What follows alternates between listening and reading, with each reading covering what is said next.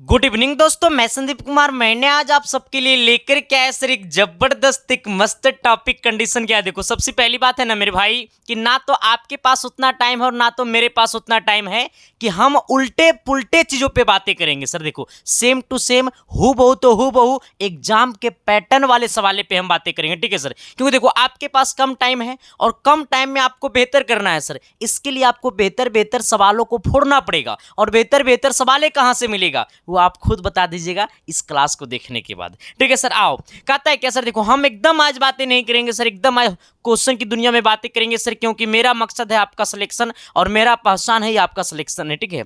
आइएगा कहता है क्या, सवाल नंबर 1 की तरफ आइएगा। फिजिक्स का ये पहला सवाल है और ये फिजिक्स की सवाल को आज की क्लास में फिजिक्स को धजिया धजिया उड़ा देंगे, ठीक है। चलिए आइएगा, कहता है क्या सर, किसी गैस के ताप को क्या बोला, किसी गैस के ताप को 77 डिग्री सेल्सियस से बढ़कर 227 डिग्री सेल्सियस करने पर उसके अणुओं में औसत गतिज ऊर्जाओं का अनुपात क्या होगा। देखो सर इस बात को समझना, गतिज ऊर्जा बोले ना मेरे भाई, गतिज ऊर्जा बोले ना मेरे भाई तो काइनेटिक एनर्जी इक्वल टू होता है 1/2 MB², ठीक है। गतिज ऊर्जा इक्वल टू होता है 1/2 MB², लेकिन इसके फार्मूला से कोई मतलब नहीं है, हमें अनुपात का मतलब है, ठीक है सर। अनुपात में सारा दिया हुआ है।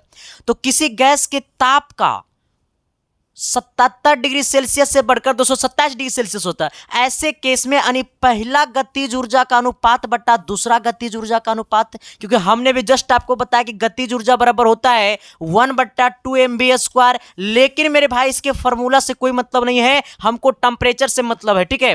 तो पहला का टेम्परेचर कितना 77 डिग्री सेल्सियस है, तो ये 77 डिग्री सेल्सियस बटा दूसरा का टेम्परेचर कितना 227 डिग्री सेल्सियस है, लेकिन मेरे भाई ये डिग्री सेल्सियस में है, बदलना है केल्विन में आना। अच्छा केल्विन में बदलने के लिए क्या करेंगे सर, ये 77 डिग्री सेल्सियस में हम लोग क्या करेंगे 273 से हम लोग क्या कर देंगे, जोड़ देंगे सर, ठीक है। 273 जोड़ देंगे ऊपर और 273 जोड़ देंगे नीचे, यानी 227 प्लस 273, तो हमारा ये केल्विन में बदल जाएगा, ठीक है। आइएगा जरा इसको जोड़िएगा, 3 और 7 3 कितना 10 का 0, 7 और 7 14, 14 एक कितना 15, 15 का 5 और 2 एक कितना 3, 350, 7 और 3 कितना 10, 10 का 0, 7 और 2 कितना 9, 9 एक 10, 10 का 0 और कितना 2 2 4 4 एक कितना 5, और ये मेरा कितना हो गया मेरे भाई 500 हो गया नीचे, ठीक है। आना अब इसको जरा काटो, 1 0 से 1 0 खोपचे में गया सर, ये 7 5 35, ये 7 से कटेगा 5 से कटेगा 7 बार में, ये 5 से कटेगा 10 बार में, यानी हमारा आंसर हो गया 7/10, और 7/10 बोले तो कर देना बस, यानी 7:10। काहे को टेंशन लेना है रे, जब फिजिक्स वो यहीं से फूटेगा, केमिस्ट्री वो यहीं से फूटेगा, मैथ वो यहीं से फूटेगा, तो इधर उधर जाने से क्या प्रॉब्लम। नहीं जाना है मेरे भाई, सिलेक्शन अगर अच्छा पाना है तो अच्छा संस्था चुनना होगा, तभी आपका सिलेक्शन अच्छा होगा, ठीक है। आओ इतना इजी मेथड से आपको कोई बताएगा फिजिक्स को, कोई नहीं बताएगा सर। देखो कुछ नहीं करना है, हमें गतिज ऊर्जा का अनुपात पूछा है, तो पहला गतिज ऊर्जा बटा दूसरा गतिज ऊर्जा बराबर पहला का टेम्परेचर बटा दूसरा का टेम्परेचर, पहला का टेम्परेचर 77, दूसरा का टेम्परेचर 227 डिग्री सेल्सियस। अब इसको डिग्री सेल्सियस को बदलना है केल्विन में, तो 273 से जोड़ दो, 273 ऊपर जोड़ दो, 273 नीचे जोड़ दो, अपने खोपचा में आ जाएगा 7:10। चलिए आइएगा सर, सवाल नंबर कितना 2 की तरफ आइएगा, कि तेरी आंखों में मेरा चेहरा दिखता है, एक तरंग की आवृत्ति 120 हर्ट्ज है, अति तरंग की भाई रे भाई, देखो देखो देखो। अच्छा कंडीशन ऐसा है ना सर, हेलो हाँ बोलिए, हाँ बोलिए ना।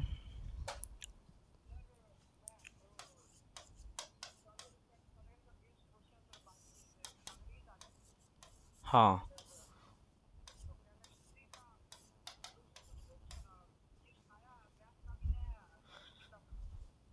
मैथ का नहीं गया कल, मैथ का पेपर नहीं गया है।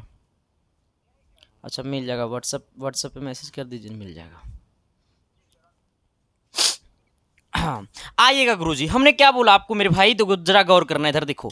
हमने बोला है कि तरंगदैर्घ्य की आवृत्ति 120 हर्ट्ज है, तरंगदैर्घ्य की आवृत्ति 120 हर्ट्ज है, और यहां पे बोला अधि तरंग की चाल इतना है। अच्छा जब हमको तरंग की चाल इतना दिया हुआ है और हमसे पूछा तरंगदैर्घ्य, तरंगदैर्घ्य बराबर होता है सर V/N, आना। जहां पे मेरे भाई ये जो भी है वो चाल को बताएगा, चाल 480 है, ये हमारा कितना हर्टेज वोल्ट है, तो हमारा 120 हर्टेज है। एक जीरो से जीरो गला खोपचा में 12 चौबीस 32 48 4 बार में, यानी कितना हो गया मेरे भाई 4 आंसर हो गया। कहीं पे कोई दिक्कत है, प्रॉब्लम है, कठिनाइयां है, बता दो ना, आपकी सारी कठिनाइयां को मैं कर दूंगा सर खोपचे में खत्म। ठीक है सर, आ जाइएगा। हमने आपको क्या बोला है कि जब भी आपसे पूछेगा तरंग दैर्घ्य, क्या पूछेगा तरंग दैर्घ्य, और आपको वेग दिया रहेगा और आपको क्या दे रहेगा सर, आपको ये हर्टेज आवृत्ति दिया रहेगा। ठीक है सर, वेग और आवृत्ति माने चाल और आवृत्ति जब दिया रहेगा और तरंग दैर्घ्य पूछेगा, चाल आवृत्ति दिया रहेगा पूछेगा तरंग दैर्घ्य, ये फॉर्मूला लगा देना है।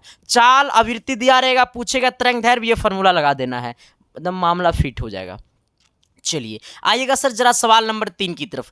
3 नंबर सवाल देखोगे ना सर तो थोड़ा थोड़ा प्यार होगा और थोड़ा थोड़ा नफरत भी होगा। नफरत उनको होगा जिनको सवाल को देखने से डर पैदा होता है, प्यार उनको होगा जो सवाल से लड़ना सीखा है। आना सर, मैं आपको बताता हूं मेरे भाई कि 25 किलोग्राम द्रव्यमान के पिंड पर 200 न्यूटन का बल लगा है, तो विरामावस्था से 64 मीटर चलने में उस पिंड का समय लगेगा। अरे भाई, हमने आपको पहले ही बोला जब फिजिक्स का सवाल देखना है तो फिजिक्स के सवाल में डाटा छुपा हुआ रहता है। हमने ये बात आपको बहुत बार बोला है, फिजिक्स का जब सवाल देखना है तो फिजिक्स के सवाल में कुछ कुछ डाटा ऐसे होते हैं जो उसमें छुपे होते हैं। आना देखो, सवाल को पढ़ना, एकदम तुमको छुपा हुआ डाटा एकदम मिल जाएगा। देखो, विरामावस्था की चर्चा कर दिया। किसका चर्चा किया मेरे भाई, विरामावस्था की चर्चा किया। बोला 25 किलोग्राम द्रव्यमान, यानी कहने का सेंस है कि m का मान जो है वो 25 है। तुम काहे छटपटा रहा है मेरे भाई, देखो ये लाइट जो है ना सर, ये बार बार छटपटा रहा है, पता है क्यों? क्योंकि इसको पता हो गया ना, इसको पता चल गया ना कि आज हम खुल करके यहाँ से जाने वाले हैं। हाँ, जो स्टूडियो सेटअप है मेरे भाई ये यहाँ से चेंज हो रहा है, ठीक है, इसलिए इसको पता चल गया कि आज हम यहाँ से खुल करके जाएंगे, इसलिए आज इसको हम तबाह कर देंगे। ठीक है सर, आ जाना। अब देखो सर, हमें दिया हुआ है इतना, कहता है 200 न्यूटन। अच्छा, न्यूटन किसका ऐसा ही मात्रक है, बल का, इसका मतलब फोर्स कितना है मेरे भाई, 200 न्यूटन है। ठीक है सर, आ जाना। बल लगा है तो विरामावस्था से इतना मीटर चलने पर, अच्छा विरामावस्था से चला, विरामा से चला मेरे भाई, इसका मतलब वो वस्तु रुका हुआ था, और वो वस्तु रुका हुआ था, इसका मतलब इसका initial velocity is zero, initial velocity zero. अच्छा, इनिशियल वेलोसिटी जीरो मतलब प्रारंभिक वेग क्या हो गया, जीरो, है ना। फिर कहता है सर 64 मीटर चलने से, अच्छा दूरी कितना हो गया, तो दूरी हो गया 64 मीटर। ठीक है सर, आ जाना। चलने से पिंड में समय लगेगा। अच्छा अब आना सर, जब ऐसे केस का बात हो सर तो सबसे पहले आपको त्वरण निकालना पड़ेगा। इसमें त्वरण पता है नहीं ना, पता है F बराबर क्या होता है मेरे भाई, ma होता है। F का मान कितना है मेरे भाई, 200 है। आ जाना। m का मान कितना है, 25 है, ये बटा में आ जाएगा 25 बराबर कितना हो जाएगा, a 25 8 200, यानी a बराबर हो जाएगा यानी 8 मीटर प्रति सेकेंड स्क्वायर, यानी त्वरण कितना आ जाएगा, 8 मीटर प्रति सेकेंड स्क्वायर। हमसे क्या पूछा है मेरे भाई, हमसे पूछा है समय, हमसे क्या पूछा है, समय। आ जाना। देखो, हमें S पता है, U पता है, A पता है, सब कुछ तो हमको पता हो गया ना सर जी। हेलो हेलो, अब जरा देखिएगा सर, अब यहाँ पे देखिएगा, यहाँ पे समझना है कि हमको S पता हो गया सर। जब हमको S पता हो गया है और हमको UT, यानी S बराबर होता है UT plus half AT square, ये फॉर्मूला होता है। ठीक है, जहाँ पे S कितना है, 64 है, जहाँ पे S कितना है, 64 है मेरे भाई। U का मान क्या हो गया, देखो यहाँ से U का मान 0 हो गया, U क्या हो गया, 0। अच्छा, U यहाँ पे T है, T का मान यहाँ पे हमें है सर +1/2 गुने कितना, AT स्क्वायर। ए का मान हमको यहाँ पे कितना हो गया मेरे भाई, 8 हो गया। ठीक है, गुने टी स्क्वायर है तो टी स्क्वायर कर दो इसको। देखो 0 गुने टी करेंगे तो 0 भी हो जाएगा, ये 64 हो जाएगा। ये 2 से काटेंगे 8 को सर, 4 बार में खोपचे में जाएगा, ये 4 बट्टा में देखो आ जाएगा। यहाँ पे समझना, ये हो जाएगा 4t स्क्वायर, ये 4 बट्टा में आएगा, इधर आ जाएगा बट्टा में, 64/4 बराबर क्या हो जाएगा, टी स्क्वायर। इसको काटेंगे सर 16 चक्का 64। अरे भाई देख ना तू रे, अगर ऐसा तुमको कोई न्यूमेरिकल बनाना सिखा देगा ना सर तो गुलामी हम करेंगे। आ जाना। हमने क्या सही बोला कि टी का मान 4 सेकंड आया। सर आप में ताकत होनी चाहिए, बस आप में जज्बा होनी चाहिए। न्यूमेरिकल मैं सिखाऊंगा, चाहे तुम फिजिक्स की भाषा में अगर मैं बोलूं तो चाहे तुम फिजिक्स में 0/0 कहने हो, लेकिन सर तुम्हें मैं सिखाऊंगा और सिलेक्शन भी तुम्हारा मैं करवाऊंगा। ये मेरे वादा है मेरे भाई, क्योंकि मैं हमेशा से कहता हूं ना सर कि जब सब कोई अमीरे के बेटा को पढ़ाएगा तो गरीब का बेटा को कौन पढ़ाएगा। सर मैं जिंदा हूं ना, मैं आपका सिलेक्शन दूंगा। और बता देता हूं मेरे भाई कि मेरे पास कोई डीएम का बेटा नहीं आता है पढ़ने के लिए, मेरे पास कोई विधायक का बेटा नहीं आता है पढ़ने के लिए, मेरे पास एक गरीब और एक किसान का बेटा पढ़ता है सर, जिस फैमिली से मैं बिलोंग करता हूं। तो सर मेरा मकसद है कि आपका सिलेक्शन देना, क्योंकि मैं समझता हूं सर कि हम जैसे लोगों को जिंदगी जीने में कितना परेशानियां होती है। ठीक है सर, चलिए आइएगा, ये बात आपको समझ में आया कि नहीं? अगर समझ में आया मेरे भाई तो प्लीज कमेंट बॉक्स में कमेंट कर देना कि ये क्लास आपको कैसा लगा। अगर क्लास अच्छा लगा सर तो ये लाइट को आज यहां से कबाड़ करके चले जाएंगे। ठीक है सर, आइएगा सवाल नंबर कितना सर, सवाल नंबर 4 की तरफ। 4 नंबर सवाल क्या कहता है, थोड़ी सी गौर करना, वो भी शिद्दत से, प्यार से, मोहब्बत से।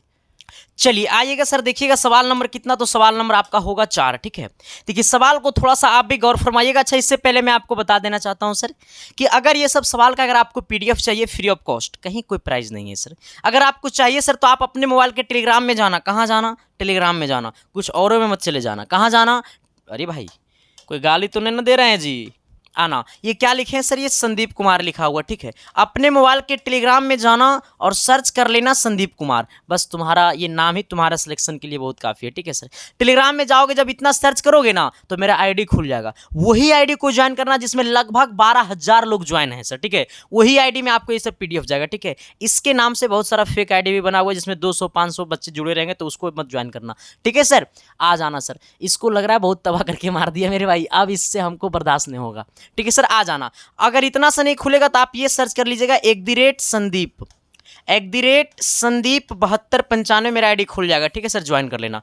जिनको दिल में तकलीफ है, जिनको धोखा मिला मोहब्बत में, तो हमसे प्यार कर लेना और इंस्टाग्राम पे ज्वाइन हो जाना सर। ठीक है, वहाँ पे हम आपसे अपनी बातों को शेयर करेंगे और आप हमारे बातों को सुनिएगा और हम आपकी बातों को सुनेंगे, तो भाईचारा बना रहेगा सर। ठीक है, चलिए आइएगा सवाल नंबर कितना, तो सवाल नंबर 4 की तरफ। 4 नंबर सवाल पता है क्या कहता है? कहता है एक पिंड 10 मीटर प्रति सेकेंड के प्रारंभिक वेग से पृथ्वी तक ऊपर की ओर फेंका जाता है तो वह अधिक से अधिक ऊंचाई तक पहुंचेंगे। सवाल नहीं बुझाया ना मास्टर, सवाल ना बुझे लो, सुन इन्हें।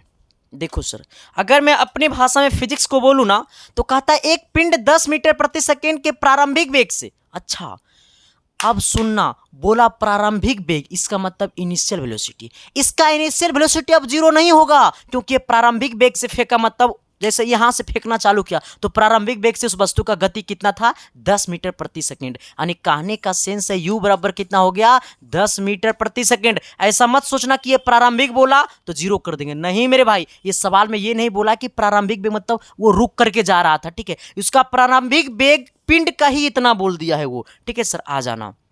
अब थोड़ा सा गौर करना सर, अब यहाँ पे जरा गौर करना। अब सवाल में आगे क्या बोला कि एक पिंड 10 मीटर प्रति सेकंड के प्रारंभिक वेग से पृथ्वी तल से ऊपर की ओर फेंका जाता है, वह अधिक से अधिक ऊंचाई तक पहुंचेंगे। अब देखो, वो अधिक से अधिक कितना ऊंचाई तक पहुंचेंगे। अच्छा, इस बात को समझ लेना सबसे पहले कि हमें इसमें एक ही डाटा पता है, सिर्फ प्रारंभिक वेग। क्या पता है मेरे भाई? प्रारंभिक वेग। आपको हम एक चीज पढ़ाए थे, v² बराबर u² प्लस 2as। अब इधर आ जाना, वस्तु का प्रारंभिक वेग 10, वस्तु का प्रारंभिक वेग 10, इसका मतलब वस्तु का इनिशियल वेलोसिटी 10।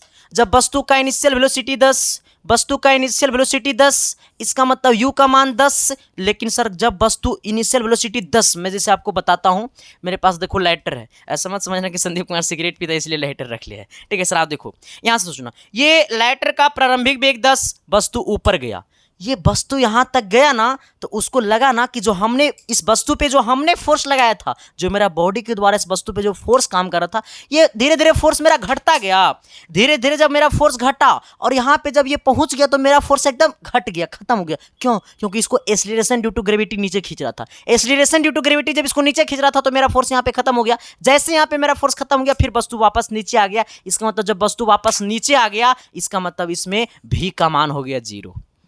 लफड़ा खत्म, u बराबर 10, v बराबर 0।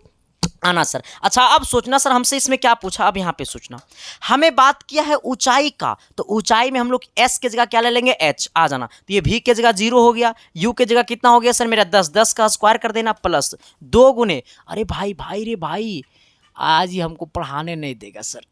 आ जाना, अब यहाँ पे सोचना, देखो यहाँ पे u के जगह हो गया 10 गुने a के जगह g लेना सर। ठीक है, a के जगह हमने g ले लिया। आ जाना। एस के जगह सर ये ऊंचाई की बात कर रहा है तो एस के जगह एच लेना, क्योंकि एच भी दूरी एक प्रकार से है। आ जाना, ये 10 का स्क्वायर कितना हो जाएगा मेरे भाई 100 हो जाएगा। ठीक है सर, आ जाना। हमें बोला है कि ऊपर फेंका जाता है, जब ऊपर फेंका जाएगा तो सर जी का जो हमारा जी का मान होगा वो निगेटिव लेना, क्योंकि acceleration due to gravity opposite में काम करेगा, जब अपोजिट में काम करेगा तो निगेटिव लेंगे। ठीक है सर, आ जाना। यानी 2 गुने जी का मान -10 ले लेना, यह हालांकि 10 दिया हुआ है, और गुने कितना एच, इसको गुना कर दो सर, ये 100 हो गया, और -10 दूनी कितना 20 हो गया, और गुने एच हो गया। इसको इधर कर दो सर, इधर 0 तो है ये, इसको इधर कर दो तो हो जाएगा 20H बराबर 100। ठीक है सर, H बराबर कितना हो जाएगा 100/20। अब बोले तो कितना 5, यानी H का मान कितना हो गया 5। कहीं दे रहा है 5, कहीं दे रहा है 5, काहे नहीं देगा 5, देगा नो रे 5। वो कहेगा मम्मी पप्पा सिर्फ 5 मीटर, ज़्यादा ना। ठीक है सर, आइएगा, समझ में आया मैं जो आपको बोला हूँ? देखो कुछ नहीं, फिर से मैं समझाता हूँ।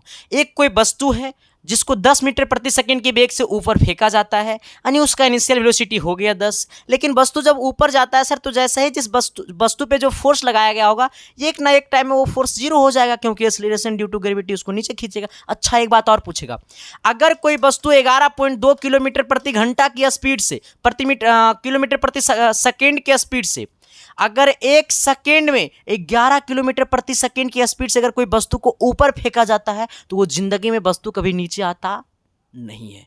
बस अगर कोई वस्तु को और आप ऊपर फेंक रहे हैं और आप चाहते हैं कि वस्तु ऊपरे रह जाए, तो आपको फोर्स लगाना पड़ेगा। 1 सेकेंड में वस्तु का गति होनी चाहिए 11 किलोमीटर, तब वो वस्तु जिंदगी में कभी नीचे नहीं आएगा।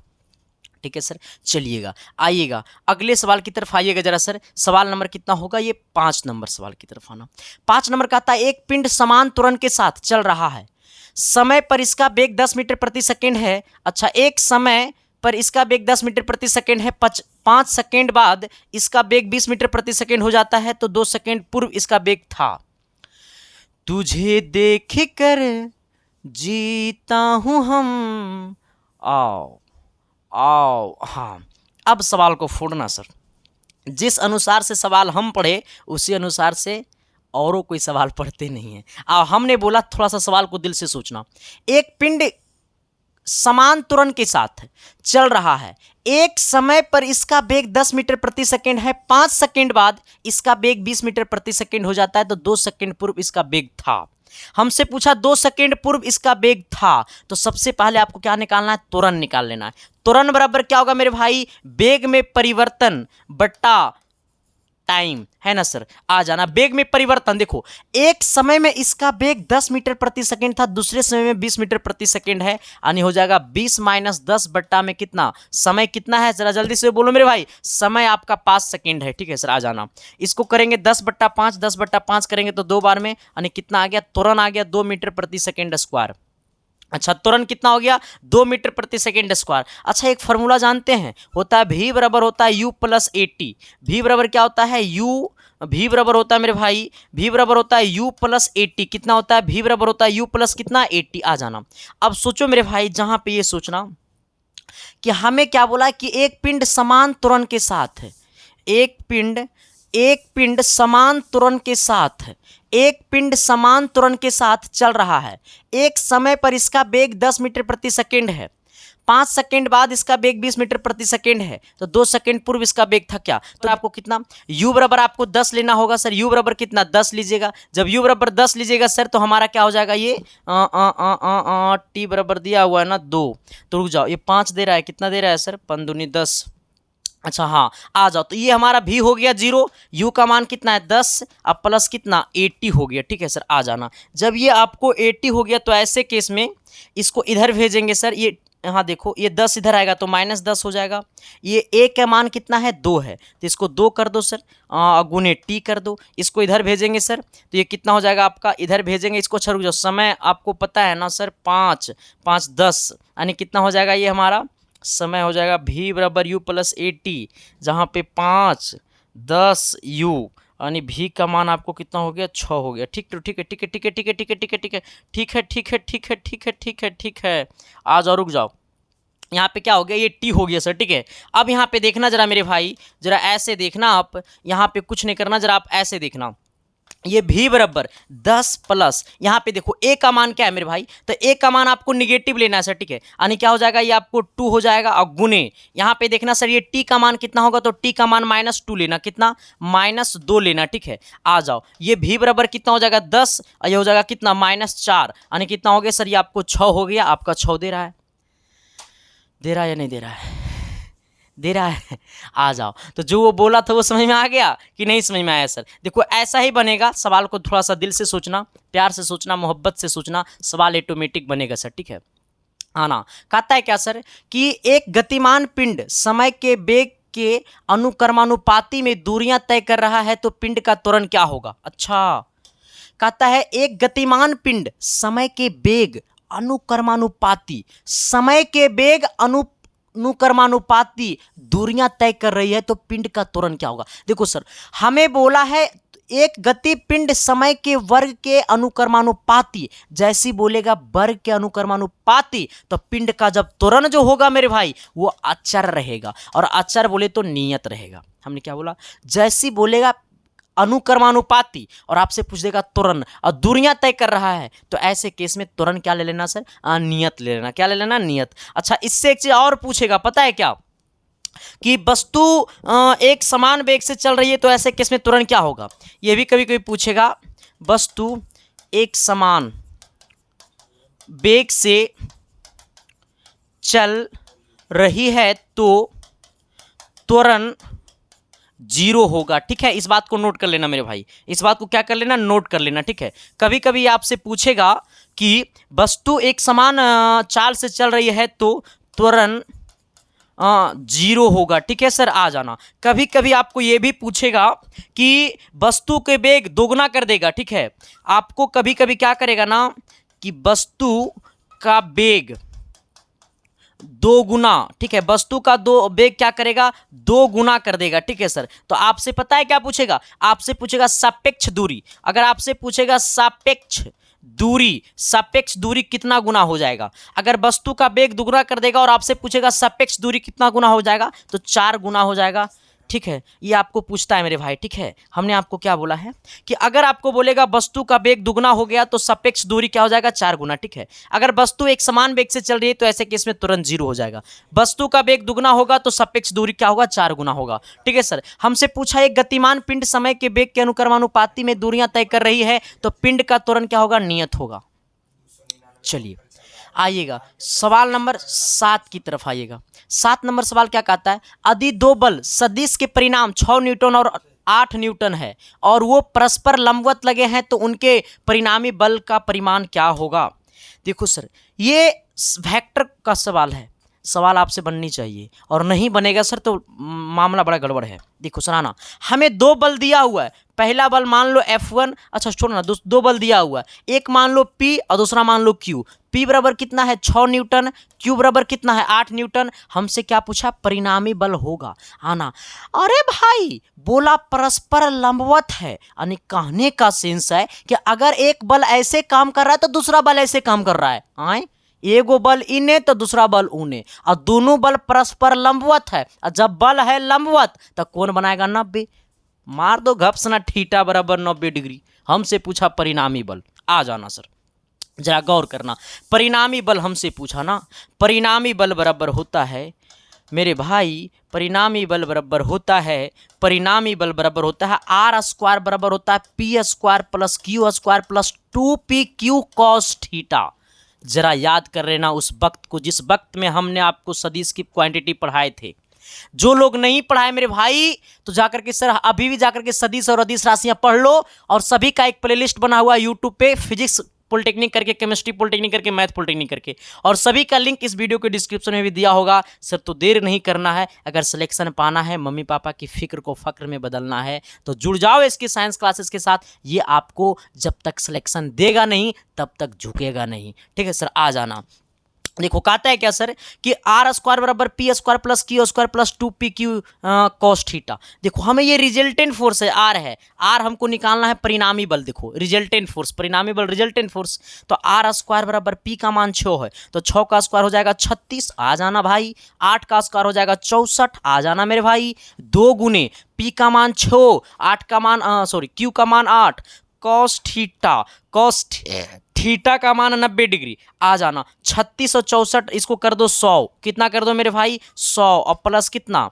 2 गुने 6 गुने 8, और कॉस 90 का मान, आय हाँ कॉस 90 का मान हो जाई थी 0, और ये 0 से कर देंगे गुना इतना में तो हो जाई थी 0, यानी रिजल्टेंट फोर्स यानी आर बराबर, जरा बता देना ये 100 हो गया, और क्योंकि ये तो 0 से गुना कर देंगे तो ये पूरा 0 हो जाएगा, ये स्क्वायर में होने गया रूट में, यानी रूट अंडर हो गया 100, और रूट अंडर 100 का मान हो गया 10, यानी रिजल्टेंट फोर्स कितना आ गया 10।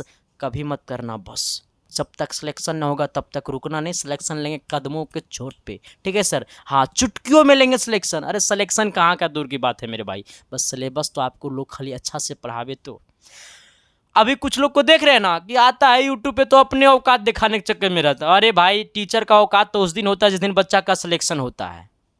सिलेक्शन टीचर नहीं बोलता है मेरे भाई, टीचर जो होता है वो बच्चे के सिलेक्शन बोलते हैं। टीचर का मुंह ऐसे नहीं खुलता है जब तक बच्चा का सिलेक्शन नहीं होता है। मैं गरजता हूँ मेरे भाई, इसका मतलब रिजल्ट देता हूँ, और रिजल्ट पता है कैसे देता हूँ, तुमको दिखाई दे रहा होगा शक्ल मेरा। सर मैं कोई सूट पहन करके नहीं आया हूँ, मेरा क्षमता नहीं है सर कि मैं सूट पहन सकता हूँ, लेकिन सर नहीं मेरे भाई, मैं हमेशा सोचता हूँ कि जिस पैसा से मेरा पेट चलता है उसको कभी मूर्ख बना नहीं सकता हूँ। अगर उसको अच्छा मुकाम पे नहीं पहुँचा सकता हूँ तो मेरा अधिकार नहीं कि उसको मूर्ख बना सकता हूँ, क्योंकि मुझे पता है कि पैसे कितनी कीमत से आती है, और कैसे कैसे घर से लोग बिलोंग करके बच्चे पॉलिटेक्निक और 11th-12th का सपना देखते हैं करने का।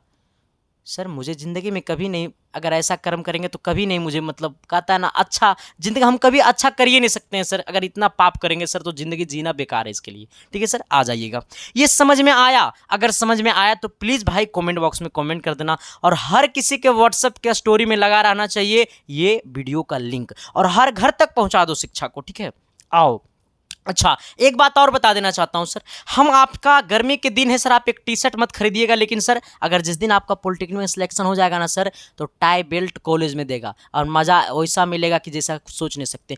उसके लिए सर हम एक आपके टी शर्ट के वैल्यू के बराबर हमने एक कोर्स लेकर के आया है, जिस कोर्स का नाम है विजेता बैच। इस बैच में ज्वाइन होने के लिए सर आपको अपने मोबाइल के प्ले स्टोर से डाउनलोड करना पड़ेगा SK साइंस क्लासेस ऐप, जहाँ पे आपको मिलेगा विजेता बैच, जिस बैच का फी है मात्र 399 रुपया। लेकिन मेरे भाई इसका ऑफर चल रहा है मात्र आपको 25 अप्रैल तक, मात्र 299 रुपया में। लो इतना में को टी शर्ट नहीं देगा, हम थोड़ा कोर्स दे देते हैं।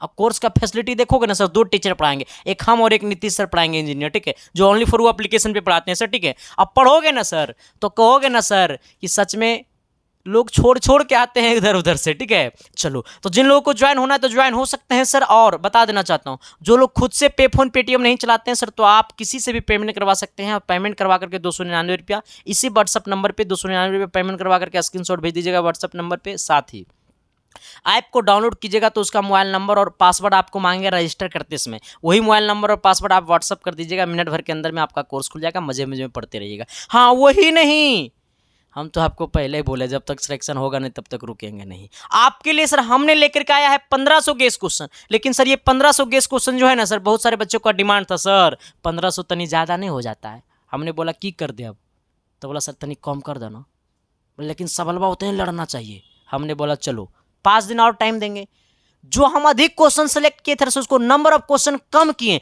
और सिलेक्शन नंबर ऑफ ज्यादा देंगे, ठीक है सर। इसके लिए हमने क्या किया ना, ये 1500 क्वेश्चन को हटा करके हमने कर दिया 1200 क्वेश्चन, और ये 1200 क्वेश्चन में से 400 फिजिक्स, 400 केमिस्ट्री, 400 मैथ रहेगा।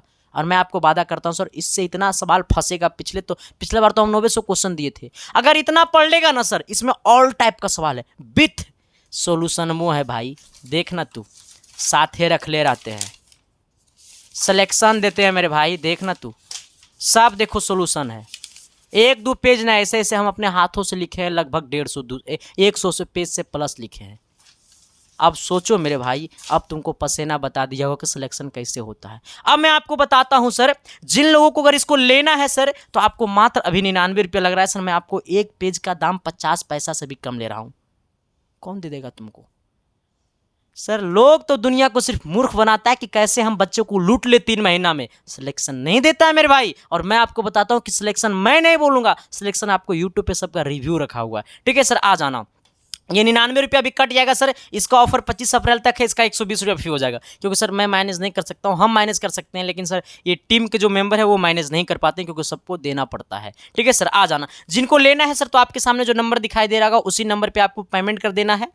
पेमेंट करके सर आपको पे फोन, गूगल पे, पेटीएम कुछ भी कर देना है। पेमेंट करके आपको उसी व्हाट्सअप नंबर पे पेमेंट का स्क्रीनशॉट भेज देना है और मैसेज कर देना है सर मुझे पॉलिटेक्निक का गेस क्वेश्चन चाहिए। मिनट भर के अंदर में आपके पास पीडीएफ फाइल सेंड हो जाएगा। चलिए आइएगा मेरे भाई जरा सवाल नंबर कितना 8 की तरफ। 8 नंबर क्या कहता है, थोड़ा गौर करना, वो भी शिद्दत से, प्यार से, मोहब्बत से। आइएगा सर सवाल नंबर तनी 8 की तरफ। देखो 8 नंबर सवाल जो है ना सर वो आपको लेंस का क्वेश्चन है और उत्तर लेंस का क्वेश्चन है। ठीक है, कहता एक प्रदीप्त स्टिल उत्तर लेंस के सामने 40 सेंटीमीटर की दूरी पर रखी है, तो लेंस की फोकस दूरी 15 सेंटीमीटर है, तो पर्दे पर बने प्रतिबिंब क्या आवर्धन होगा। अच्छा, सवाल बोला है ना सर कि मेरे पास एक उत्तर लेंस है, उत्तर लेंस के सामने 40 सेंटीमीटर की दूरी पर एक वस्तु रखा है। देखो उत्तर लेंस का फिगर ऐसे होता है। ठीक है सर, ये फिगर सब कोई नहीं देखा होगा, ये उत्तर लेंस है। ठीक है मेरे भाई, ये दिया मत समझ लेना, ये उत्तर लेंस है। ठीक है सर, आना, ये उत्तर लेंस के सामने इधर कोई वस्तु रखा हुआ 40 सेंटीमीटर पे। उत्तर लेंस के जब सामने वस्तु रखा हुआ 40 सेंटीमीटर पे, इसका मतलब वस्तु दूरी नेगेटिव होगा। मैटर खत्म। अब कहता है सर कि दूरी पर लेंस की फोकस दूरी 15 सेंटीमीटर है, यानी एफ जो है मेरे भाई वो 15 सेंटीमीटर है। ठीक है, हमसे क्या पूछा है, तो हमसे पूछा आवर्धन। हमसे क्या पूछा मेरे भाई, आवर्धन। आ जाना सर, देखो जरा इधर आना। हमें आपको बताना चाहता हूं सर कि लेंस की फॉर्मूला क्या होता है, लेंस सूत्र क्या होता है। लेंस सूत्र होता है 1/f बराबर 1/v minus 1/u, 1/f, f का मान कितना है 15, 1/15 बराबर 1/v, भी हमको निकालना है, माइनस 1/u, u का मान कितना है -40। ये माइनस गुने माइनस कितना हो जाएगा, ये माइनस गुने माइनस प्लस हो जाएगा सर। ठीक है, यानी 1/15 बराबर 1/v। आ जाना सर, ये हो जाएगा कितना, प्लस हो जाएगा 1/40। इसको इधर लाएंगे तो हो जाएगा 1/15 माइनस 1/40। आ जाना बराबर 1/v। इसको यहाँ पे करो 120 को एलसीएम कर लो, 15 और 20 से 8 बार में, 4 तिया 12, 3 बार में। आ जाना सर बराबर 1/v। ये हो जाएगा कितना, 5 हो जाएगा। अब 5/120 बराबर 1/v, 25 24 25 20 से 24 बार में, यानी 1/24 बराबर 1/v, यानी v का मान हो गया 24। भी का मान कितना हो गया 24। आप जरा सोचना कि जब भी का मान हो गया 24, कितना हो गया मेरे भाई 24, हमसे किसका मान पूछा, हमसे क्या पूछा, आवर्धन। भी का मान कितना हो गया 24, हमसे क्या पूछा, आवर्धन। हमसे क्या पूछा, आवर्धन। हमसे क्या पूछा मेरे भाई, आवर्धन। ठीक है, आ जाना। आवर्धन बराबर क्या होता है, आवर्धन बराबर क्या होता है, आवर्धन बोले तो एम, एम बराबर क्या होता है मेरे भाई, आवर्धन बोले तो एम, m बराबर क्या होता है, v/u। आ जाना, m बराबर v/u, v का मान कितना आ गया 24, u का मान कितना है मेरे भाई -40।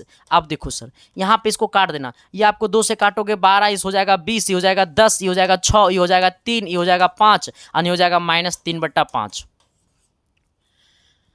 जरा तुम हंस कर बोलो ना मुझे भी प्यार हो जाए। आओ, यानी हमारा कितना आ गया मेरे भाई, आवर्धन कितना आ गया, -3/5, -3/5 बोले तो ऑप्शन नंबर सी।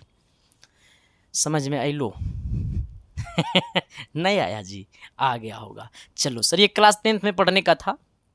चलिए अगला क्या कहता है, सवाल नंबर 9 कहता है सर जी कि निकट दृष्टि दोष को दूर करने के लिए प्रयोग करते हैं किसको। देखो, जिस इंसान को होगा निकट और जिस इंसान को होगा दूर दृष्टि और जिस इंसान को होगा जरा दृष्टि, हमारा पास तो ये रीजन है कि हम ये भी ठीक नहीं कराते हैं। आओ देखो सर, जिस इंसान को होगा निकट, निकट का अक्षर का है तो 1 2 3। देखो ट्रिक, ऐसा ट्रिक कौन बताएगा, थोड़ा सुनो इन्हें। देखो नी का टा 3 अक्षर। अब सोचो मेरे भाई कि हम 3 रुपया लिए हैं किसी से पैसा, तो इसको शुद्ध मूड जोड़ के 3 से हमने देना पड़ेगा, यानी हम ये है 3 अक्षर में, तो इसको खत्म कौन करेगा, अवतल लेंस आओ देखो, दूर है 2 अक्षर में, यार खत्म कई अक्षर वाला करेगा तो 3 अक्षर वाला, 3 अक्षर वाला कौन है, उत्तल लेंस। आना, एक है जरा दृष्टि दोष, जरा दृष्टि दोष को खत्म किया जाता है बाईफोकल लेंस से। कौन सा लेंस है मेरे भाई, बाईफोकल लेंस से। ठीक है, अब जरा सोचना मेरे भाई, अवतल लेंस का जो क्षमता होता है मेरे भाई वो आप ऋणात्मक होता है, निगेटिव होता है। उत्तल लेंस का जो क्षमता होता है मेरे भाई वो आपको पॉजिटिव होता है, ठीक है। बाइफोकल लेंस जो होता है मेरे भाई ये कोई अलग लेंस नहीं है। बाइफोकल लेंस से अवतल लेंस और उत्तल लेंस का कम्युनिकेशन है। बाइफोकल लेंस का ऊपरी भाग अवतल लेंस का होता है, निचली भाग उत्तल लेंस का होता है, ठीक है सर। अब सोचो मेरे भाई, हमने क्या बोला कि जिस इंसान को निकट दृष्टि दोष रहेगा उसके चश्मे में उत्तल लेंस रहेगा, उसका पावर निगेटिव रहेगा, सॉरी अवतल लेंस रहेगा, उसका पावर कैसा रहेगा, निगेटिव रहेगा। तो अब सोच लेना कि अगर तुम्हारा पावर निगेटिव में है तो उसको बोल देना रे तुर चश्मा में अवतल लेंस हो। वो कहेगा कैसे, तो तुर पावर माइनस में हो। अब कहेगा कि अब तुम बता देना उसको कि तुरा कौन दोष हो, बता दियो। तो वो कहेगा जैसे देखना कि पावर है माइनस में, बोल देना अवतल है, और अवतल है कर मतलब उसको निकट दृष्टि दोष है, ठीक है सर। आ जाना।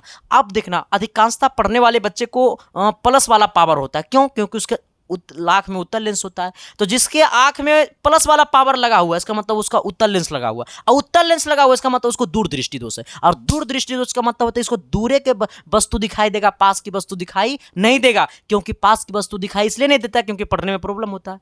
हाँ, तो अब यहां पे ये भी सोच लेना सर कि निकट दृष्टि दोष में निकट की वस्तु दिखाई देता है लेकिन दूर की वस्तु दिखाई नहीं देता है। दूर दृष्टि दोष में निकट की वस्तु नहीं दिखाई देता है, दूर दृष्टि दोष में निकट की वस्तु दिखाई नहीं देता है, दूर की वस्तु दिखाई देता है, ठीक है सर। आ जाना। और जरा दृष्टि दोष में ना तो निकट की वस्तु दिखाई देता है ना तो दूर की वस्तु दिखाई देता है। जरा दृष्टि दोष आफ्टर 40 साल के बाद होता है, जिसको सूक्ष्म अथी क्या बोलता है इसको, समंजन क्षमता जो होता है सर वो काम करना बंद होता है, सिकुड़ना और फैलना जो होता है वो बंद कर देता है, ठीक है सर।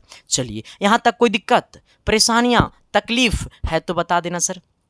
कहता है क्या सर कि निकट दृष्टि दोष वाले व्यक्ति के लिए प्रतिबिंब बनाता है रेटिना से पहले। जिस इंसान को होगा निकट दृष्टि दोष उसका प्रतिबिंब बनाएगा रेटिना से पहले, और जिस इंसान को होगा दूर दृष्टि दोष उसका प्रतिबिंब बनाएगा रेटिना से पीछे। मैटर खत्म, कंडीशन खत्म। काहे को टेंशन रे, टेंशन नहीं लेना है सर, टेंशन देना है दुनिया को, ठीक है। चलिए thank you sir, love you. बाकी आपका क्लास आज इतना ही तक रहेगा, बाकी इसको सेटअप को चेंज करना है सर, तो हो सकता है आपका एक आध क्लास मिस कर जाए, ऐसे मिस करने नहीं देंगे। मेरा कोशिश है कि आपका क्लास अब नहीं छूटेगा।